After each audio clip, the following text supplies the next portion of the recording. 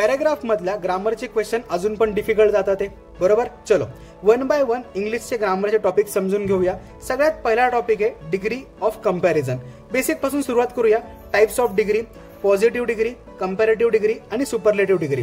आता ओळखायचं कसं, म्हणजे पॉझिटिव्हचं स्टेटमेंट कुठलं आहे, कंपॅरेटिव्हचं कुठलं आहे आणि सुपरलेटिव्हचं कुठलं आहे. जर दिलेल्या स्टेटमेंटमध्ये डिग्रीवाला वर्ड 2 ॲचच्या मध्ये आला तर पॉझिटिव्ह, दिलेल्या वर्ड नंतर दॅन आला असेल तर कंपॅरेटिव्ह, डिग्रीवाल्या वर्डच्या आधी द असेल, वन ऑफ द असेल, सम ऑफ द असेल तर सुपरलेटिव्ह.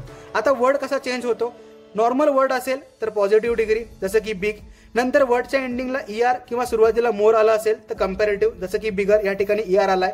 जर वर्डच्या एंडिंगला EST किंवा सुरुवातीला मोस्ट आला असेल तर सुपरलेटिव्ह जसं की या ठिकाणी EST आला. आता प्रश्न पडलाय मोर आणि मोस्ट कधी वापरायचं. सिंपल रूल समजून घेऊ. बघा, जर दिलेल्या वर्डमध्ये 3 पेक्षा कमी वॉवेल्स असतील, म्हणजे 1 आणि 2 वॉवेल्स असतील तर आपण ER आणि EST वापरणार.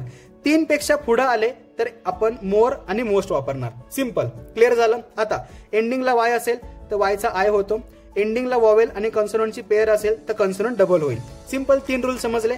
आता 3ही रूलला इम्प्लिमेंट करूया. बघा, पहिलं स्ट्रॉंग काय होतं, एकच वॉवेल होता त्यामुळे एंडिंगला ER आणि EST आलं. क्लिअर. नंतर इझी, एंडिंगला वाय होता त्यामुळे वायचा आय झाला इझियर, इझिएस्ट. क्लिअर झालं.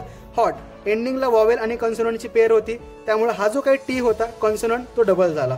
क्लिअर झालं. आता इथं बघा, वंडरफुल 1, 2, 3 वॉवेल्स आहेत, बरोबर. त्यामुळे आपल्याला मोर आणि मोस्ट वापरावं लागेल.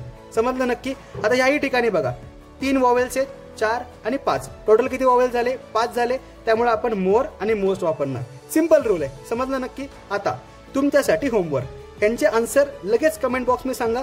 तुमचे आन्सर लगेच चेक करून घ्या. नेक्स्ट व्हिडिओमध्ये आपण सेंटेन्सचं कंपॅरिझन समजून घेऊ. Bye bye.